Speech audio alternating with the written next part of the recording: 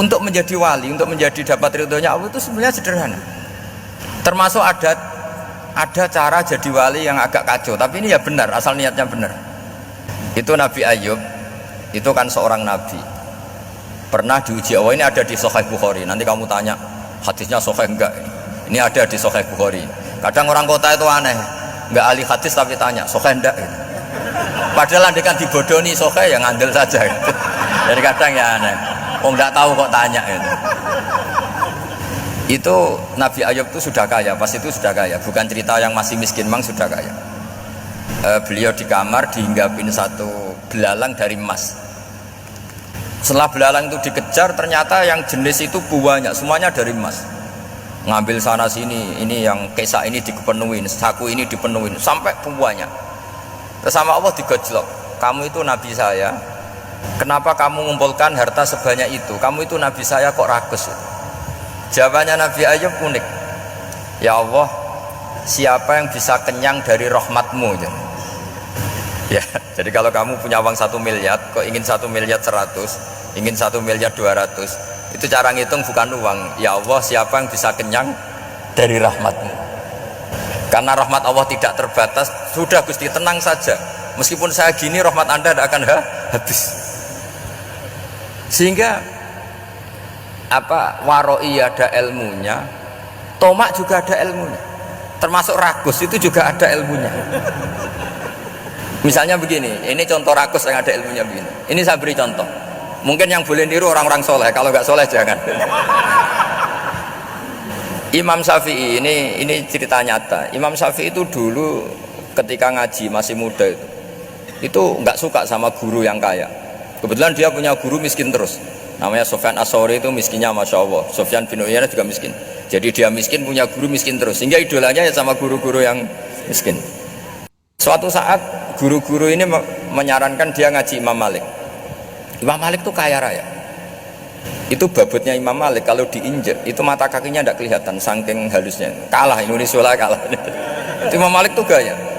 Kalau ngaji di kursi tinggi terus pakai bukhur itu, pakai dupa Arab yang mahal. Pokoknya mewah kali Imam Malik. Terus dia mulai ini kiai kok kaya. Kemudian setelah beliau alim tanya, saya harus ngaji siapa setelah ilmu jenengan habis kira-kira gitu. Kata Imam Malik, sudah kamu tidak usah perlu ngaji saya, kamu sudah alim alama. Terus Imam Malik datang ke Baki. Zaman itu Baki itu semacam kayak rentalan ya, semacam Grab lah kalau dulu.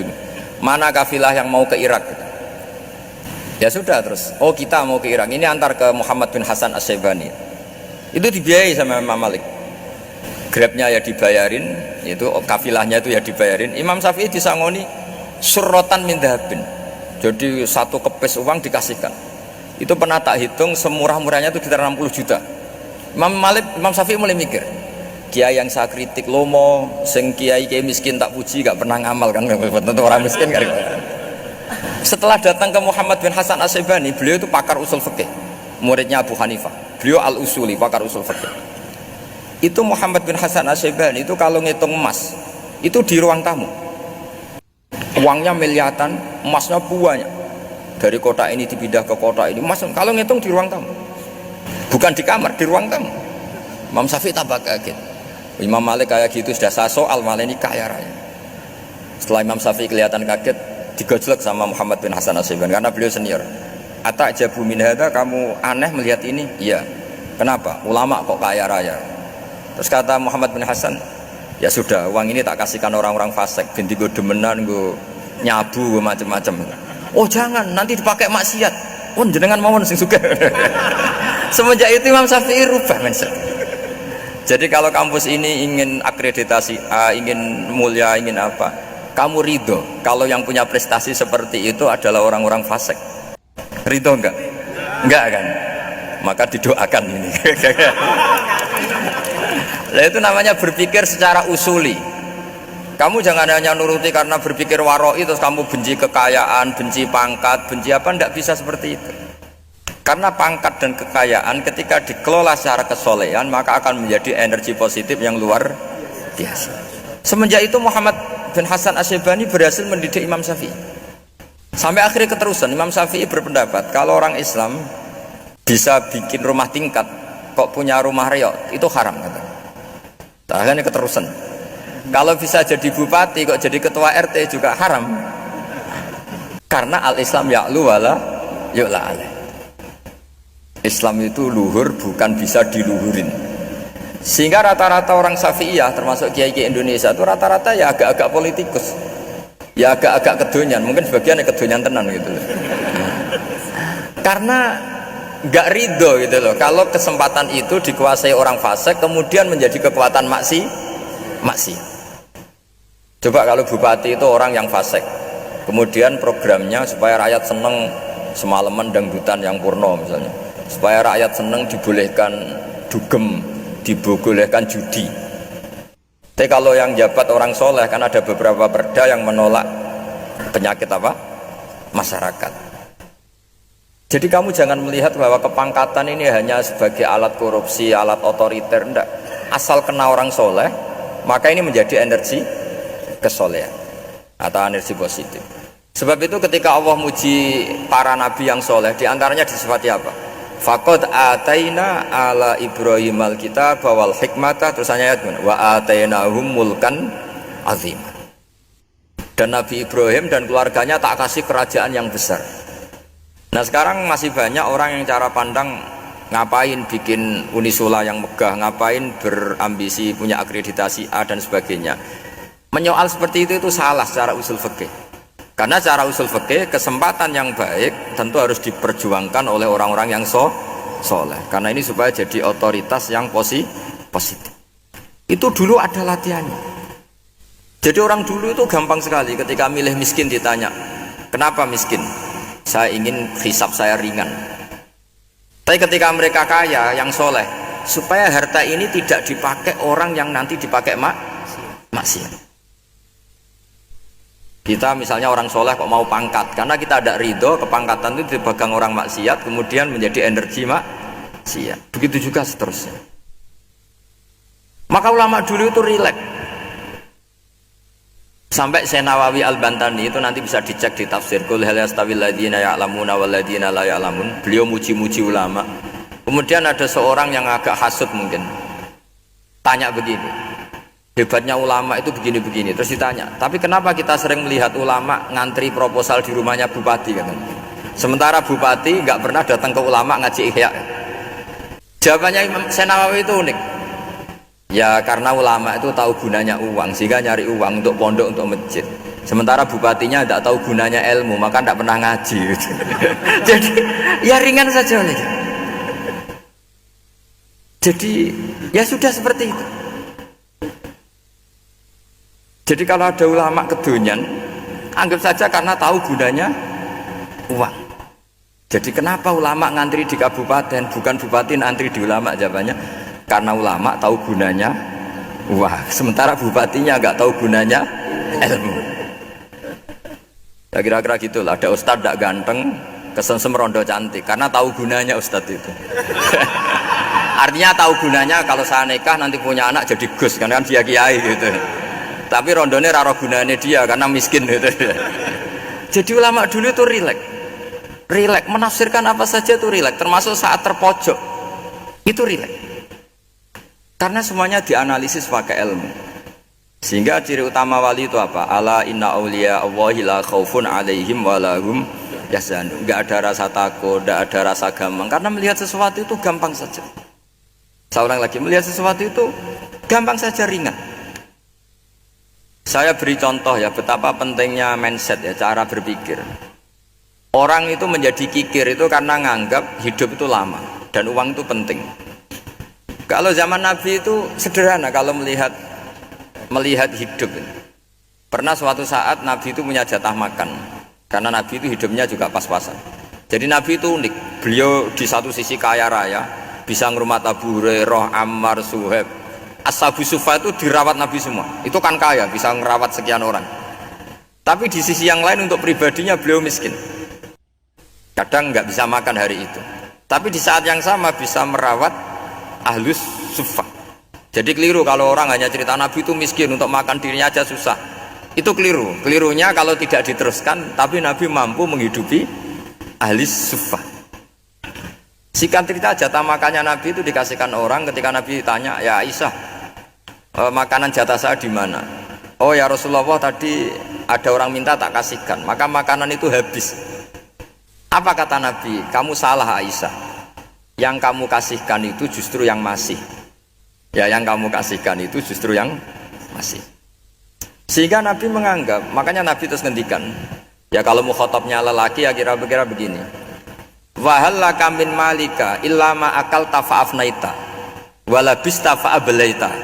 Terus hanya watasaddaqta fa'abqaita, kata Nabi. Harta kamu ya kamu makan kemudian ke WC jadi kotoran, atau punya pakaian mewah nanti rusak. Watasaddaqta fa'abqaita, ada yang kamu sedekahkan yaitu yang abadi sampai akhir. Sehingga banyak pengusaha yang mencintai saya setelah tak ajari hadis itu, misalnya punya uang 1 miliar karena dia spekulan atau pedagang rawan bangkrut, disedekahkan ke masjid 50 juta, yaitu yang abadi. Jadi kalau suatu saat bangkrut, dia masih punya uang 50 juta di akhirat. Jadi Nabi itu mengajari sedekah itu apa? Ya sedekah itu pengabadian uang. Kalau kita kan enggak, bilang sedekah itu nguras uang. Itu pikirannya setan, dan pikirannya orang Islam. Itu cara berpikir setan, bukan cara berpikir umat apa? Sehingga Sayyid Ali Zainal Abidin itu kalau ada orang minta, kemudian beliau ngasih, itu beliau bilang gini, marhaban biman hamala zadi ilal akhirah. Matur nuwun nggih jenengan sing beto sangu kula nate. Jadi dianggap teller saja. Orang yang minta uang beliau itu dianggap tukang nyatet bank itu. Karena sudah ditabungkan, ya sudah. Kalau kita kan enggak, wah pengemis itu ganggu gini-gini. Kecuali pengemis profesi ya mungkin kita agak-agak enak. Pada zaman akhir itu ada pengemis apa? Profesi, jadi repot zaman akhir. Terus tak beri contoh lagi kebahagiaan ketika kita milih Islam moderat. Islam kita diajarkan guru-guru kita, utamanya oleh guru kita Mbah Maimun. Saya juga sering ketemu beberapa ulama dunia termasuk Habib Umar. Saya juga ikut sowan ke sini pas beliau sama Habib ini Hasan Toha Putra di sini sama orang-orang moderat. Itu cara berpikir juga luar biasa indah. Beliau pernah cerita ya, beberapa ulama lah, banyak yang cerita itu. Saya pernah diceritani seorang alim ketika ada orang ekstremis itu mau ngebom di tempat maksiat. Kebetulan yang maksiat itu kebanyakan ya orang Islam, karena di negara yang mayoritas Islam. Ditanya sama Syekh Sa'rawi itu. Syekh Sa'rawi itu mufassir top di mana? Mesir. Ini mau tak habisin karena mereka orang Islam kok maksiat terus. Terus ditanya sama Imam Sa'rawi, laumatu ala khini ma'asihim aina masiruhum. Kalau mereka mati dalam keadaan maksiat, mereka kemana? Ya ilan nar, mereka pasti masuk neraka. Terus ditanya sama Imam Sa'rawi, wahal masiruhum ilan nar muradun nabi amla. Punya umat maksiat kemudian mati masuk neraka, itu yang diinginkan Nabi apa enggak? Ya tidak aja. Ya sudah, tidak usah dibom, ditunggu tobatnya kata. Karena kalau mati dalam keadaan itu ke neraka, dan itu tidak yang diinginkan Rasulullah Shallallahu Alaihi Wasallam. Terus ekstremis ini menjadi tobat, tidak berpikir ekstremis mas. Jadi orang itu harus berpikir mindset yang baik. Meskipun kadang berpikir baik itu ya agak-agak kacau. Ada seorang wali majdub itu kalau berdoa agak kacau, tapi nggak bisa dibantah. Masyhur itu doa itu. Ini sekaligus ijazah, tapi kalau sebelum wali nggak boleh. Itu datang ke makamnya Rasulullah SAW. Terus doanya itu begini, ya Allah sekarang terserah engkau. Ya Allah sekarang terserah engkau. Jika saya kamu jadikan orang soleh, jika saya engkau jadikan orang soleh, maka surra habibuk, maka kekasihmu ini senang. Yang susah musuhmu yaitu setan. Tapi kalau engkau menjadikan saya orang fasik, maka yang susah kekasihmu, yang senang musuhmu. Jenengan punya dua pilihan itu. Wah itu kan doa tapi kayak teror itu. Ya jadi berdoa di Raudhah. Wah itu pasti mandi itu karena agak-agak maksa Tuhan itu. Ya Allah engkau punya dua pilihan. Jika saya jadi orang soleh, maka kekasihmu ini senang, musuhmu yang susah yaitu setan. Tapi jika saya jadi orang fasik, maka musuhmu yang senang, kekasihmu yang susah. Mohon terserah jenengan, mau menyenangkan kekasihmu apa menyenangkan musuhmu gitu. Kira-kira gimana? Kalau tertarik boleh, doa itu dipraktekkan. Tapi kayaknya kalau copy paste itu nggak keren, apa? Jadi dulu orang itu muamalah sama Allah dan Rasul itu rileks. Rileks itu nyaman karena ya tadi, qul bi fadlillah wa bi rahmati fa bidzalika falyafrahu.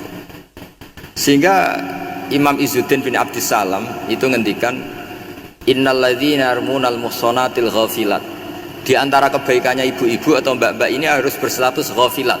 Perempuan-perempuan pelupa. Ghafilat itu pelupa. Pelupa dari kenikmatan maksiat sehingga mereka dengan taat. Misalnya ada ibu-ibu atau mbak-mbak atau juga bapak-bapak tahajud, kemudian nyaman dengan tahajud itu. Kira-kira terbersit enggak ingin maksiat? Enggak kan, karena sudah nyaman dengan tahajud, dengan taat. Maka dibutuhkan kenyamanan dalam beribadah. Sebab itu ala bizikrillahi tatmainnul qulub. Makanya saya termasuk kiai yang setiap ngaji itu happy, seneng. Karena ini untuk kampanye, seneng dengan ngaji, dengan taat itu sudah luar biasa. Kayak apa kalau mereka senengnya kalau nunggu melakukan maksiat. Jadi termasuk bentuk perlawanan kita terhadap maksiat adalah usahakan kamu tuh bahagia, senang dengan taat, istiqnas billah, mu'anasah billah, farah billah, itmi'nan tumakninah billah, sehingga ini mencukupkan kita tidak berkebutuhan maksiat. Meskipun kita ya manusia pasti suatu saat atau sudah pernah maksiat, serasa diceritakan lah, itu mesti gitu. Lah orang-orang dulu itu orang yang sukses mengelola bahagia ma Allah wa billah walillah. Sehingga wali-wali dulu itu jadi wali itu tidak mesti karena ibadahnya banyak, itu enggak. Mereka orang yang ibadahnya itu biasa sekali. Ulama-ulama dulu ibadahnya biasa sekali. Tapi qulubuhum ma Allah, hatinya itu ma Allah. Itu ada seorang wali itu jadi wali, Umar bin Abdul Aziz, yang dikenal khamisul khulafa. Khulafa. Di luar khulafa ar-rasyidin 4, di antara yang soleh adalah siapa? Umar bin Abdul Aziz. Itu ketika mau meninggal, itu senangnya bukan main. Itu semuanya nangis, beliau senang. Terus tanya, kenapa kamu senang? Memangnya saya kalau mati itu kemana aja? Ila khairi madhubin ilah, ke zat terbaik. Dibang urip mbek kowe bolet atau mbek arhamur rahimin gitu. Yaitu Allah Subhanahu wa taala. Jalaluddin Ar-Rumi ketika mau meninggal itu muridnya nangis semua, beliau marah. Kamu harusnya pesta karena saya mau ketemu kekasih saya, malah kamu tangisi, goblok sekali kamu, katanya. Jadi orang-orang dulu itu luar biasa. Karena tadi mereka tidak ingin ketemu Allah itu dianggap problem, harus sesuatu yang membahagiakan. Makanya wali-wali itu kalau berdoa begini, wa khairu ayyami yauman alqa kafih, dan jadikan hari terbaikku adalah hari ketika saya ketemu engkau ya Allah. Pernah dengar doa itu? Wa khairu ayyami yauman alqa kafih, dan hari terbaikku adalah hari saat ketemu engkau. Nah, kan enggak, sampai matiku wedi. Saya tidak tahu wedi dosa apa wedi Israel apa wedi malaikat siapa? Malik. Mungkar nakir. Sebenarnya tidak perlu seperti itu. Karena cara pandang Nabi itu ini bisa dipraktekkan. Kalau kamu orang baik, mati artinya apa? Ya baik, karena husnul khotimah. Kalau kamu orang yang buruk, itu kata Nabi, anggap saja mati itu akhir dari keburukan kamu. Nah, aku urip terus, malah maksiat terus. Maka Nabi itu kalau ngajari kita berdoa gini, Allahumma ij'alil hayata ziyadatan li fi kulli khairin wal mauta rohatan li min kulli syarri. Ya Allah, kalau saya hidup ya anggap saja ziyadah fi kulli khairin, berpotensi nambahi kebaikan. Kalau saya mati anggap saja ini akhir dari segala keburukan. Maka saya berkali-kali guyon. Makanya tradisi ulama-ulama NU, ulama-ulama pesantren, ya ada hanya NU, pokoknya ulama-ulama alim, itu kalau ada orang mati, orang nakal gitu mati, ini saya gitu, itu hadirin mesti gak terima. Ngapain nanti orang wakal. Tapi dipaksa sama kiainya, saya gitu, lama-lama dipaksa. Saya gitu, padahal yang hati ini kiai, wis ra iso maksiat meneh, wis saya gitu. Karena dengan mati berarti saya sudah tidak bisa maksiat lagi. Jadi Nabi melihat hidup dan mati itu segampang itu. Kalau al hayata ziyadatan li fi kulli khairin wal mauta rohatan li min kulli syarri. Coba kita ke depan itu kan ada potensi zina, potensi korupsi, potensi maksiat. Yang bisa menghentikan potensi itu apa coba? Mati ya, udah pinter ya. Sudah maju berarti. Berani mati. Berani. Tapi jangan di sini ngel-ngelo panitia. Artinya yang selama ini kita risau dengan kematian, dengan apa? Nabi ngajari kita tadi. Allahumma ja'alil hayata ziyadatan li fi kulli khairin wal mauta rohatan li min kulli syarr. Ya Allah, jadikan hidup ini sebagai bekal menambah kebaikan, dan suatu saat kalau saya mati, semoga itu akhir dari segala keburukan. Jadi artinya Nabi itu ngajari kita itu positif terus. Sama seperti ulamanya tadi. Nak lagi rukun mbek tonggo ya sanggep ae kanca keapian. Nak nenengan ben ra utang ngoten. Dadi pokoke penak terus gitu loh. Nak bojo lagi ngamuk alhamdulillah gak ngajak blonjo. Nak pas rukun ya alhamdulillah kok lagi rukun. Jadi gampang semua. Makanya ada seorang alim itu ngendikan begini, ada yang tanya, saya tuh dulu ketika kaya teman saya sering main ke saya, setelah saya miskin gak ada teman-teman yang ke saya. Dikira si Habib ini kebetulan orangnya Habib itu mendukung keluhan dia, ternyata enggak. Si orang alim itu bilang gini, malah bagus toh gitu. Kowe wis melarat buruhe wong, ya sudah kamu miskin buruhnya orang lain, misalnya tukang manol di pasar atau tukang becak. Kemudian teman-teman kamu datang, malah kamu malu tuh jadi tontonan. Bagus kalau mereka lupa, pas kamu miskin tidak ada yang lihat katanya. Jadi apa ya, dianggap enteng saja gitu. Akhirnya orang ini nggak jadi ngeluh. Selama ini kan kita ngeluh ya, ketika miskin teman-teman nggak datang. Coba kalau mereka datang pas kamu buruh bikin foto di orang lain, mantan bos buruh, malu nggak? Milih datang kepada? Nggak lah, sudah bener itu. Jadi ulama dulu itu makanya sering baca biar tahu solusi hidup. Jadi ulama dulu itu gampang sekali melihat kehidupan itu, gampang sekali, indah, gampang. Sekarang tuh enggak. Orang itu cara berpikir nuruti nafsu, itu yang bahaya. Makanya Quran ngeritik ara'aita man ittakhadha ilahahu hawa. Orang yang cara berpikir itu nuruti hawa nafsu. Kalau zaman Nabi, zaman sahabat, zaman ulama itu enggak seperti itu. Sehingga cara berpikir itu mudah. Makanya kata Nabi, absyiru ya ma'sarul muslimin, kata. Kamu harus senang ya ma'sarul muslimin.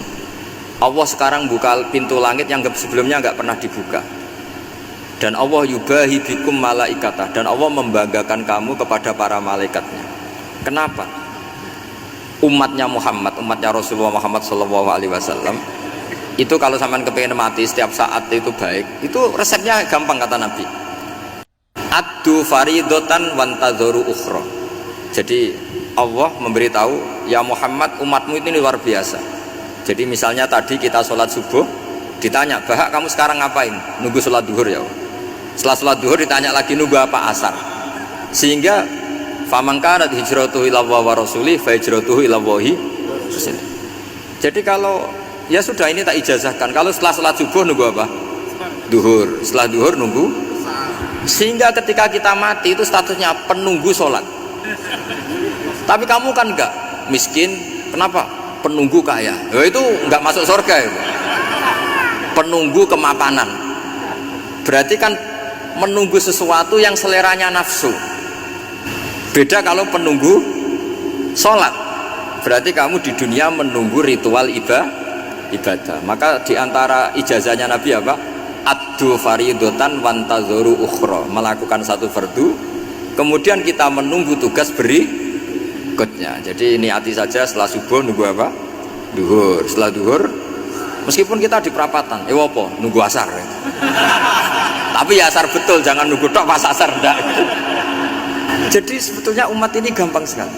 Jadi diantara kebanggaan Allah, yubahi itu Allah bangga dengan malaikatnya adalah umat ini adalah addu faridotan wantadzoru ukhra, melakukan satu fardu kemudian menunggu fardu yang lain. Dari mengkhidmati kampus, ingin mengkhidmati masyarakat, dari satu masyarakat lokal Semarang menjadi sampai sekarang sampai Banjarmasin, Unisula mau bikin kampus di sana terus gitu, dari satu tugas ke tugas yang lain. Makanya Islam diajarkan setelah satu tugas selesai, faida faruh tafan sok. Jadi sehingga hidup kita itu dinamis, dari satu kebaikan menunggu kebaikan lain, dari satu kebaikan menunggu, sehingga hidup kita ngapain? Nunggu satu kebaikan. Ini sudah masuk faman kanat hijratuhu ilallahi wa rasulih fa hijratuhu ilallahi wa rasulih. Sehingga orang bayangkan kalau kita direkam Allah, Gusti kula ampun mati nak dereng sugih. Wis melarat puluhan tahun, sakit, nunggu sesuatu sing sifatnya nafsu, kepengin sugih. Sugih tok aja cukup. Tahu burono wong sing tahu ngenyekne lho, itu kan urung-urung wis dendam. Saya belum mau mati sebelum kaya dan buruhkan orang yang pernah melecehkan saya. Wis ngono akhirnya mati urung sugih. Berarti wis fakir matine hasud. Wah itu ngenes dunia akhirat kan kira-kira seperti itu. Kamu santai aja kalau fakir berarti meringankan hisab karena ada banyak harta. Yang mau dihisab papanya enggak punya apa-apa. Jadi saya mohon sekali ya, Islam itu mengawal kebahagiaan. Sebab itu sampai bahagia itu menjadi perintah Islam, kul bi fadlillah wa bi rahmati fa bidzalika falyafrahu. Karena dengan bahagia bi taat diharapkan orang Islam itu tidak bahagia atau cari kesenangan lewat jalur maksiat. Sehingga ciri utama wali apa? Ala inna auliya Allahi la khaufun alaihim walahum yahzan. Sehingga ulama dulu itu rileks-rileksnya, termasuk yang saya ceritakan tadi, Imam Ahmad, Imam Syafi'i, itu melihat apa saja rileks. Ya tadi kalau disenangi orang ya barokah, punya kawan kebaikan, nak dineng ya barokah dineng di gedingi tonggo rada utang, ngeranjuk tulung itu. Jadi rileks saja. Masyhur itu Imam Syafi'i ngendikan, waman asaa ilaika faqat atlakoka. Orang yang berbuat buruk sama kamu, hakikatnya adalah membebaskan kamu. Atlaqo itu apa? Membebaskan. Enak gak jadi hidup gitu? Kalau kamu kan enggak, kok gedeng aku salahku apa? Malah kamu ujub tuh, orang kok gak tahu salahnya. Kamu jadi suami, istrinya ngomel, kurang apa saya sebagai suami? Ya kurang banyak, enggak ganteng, enggak kaya, enggak ini.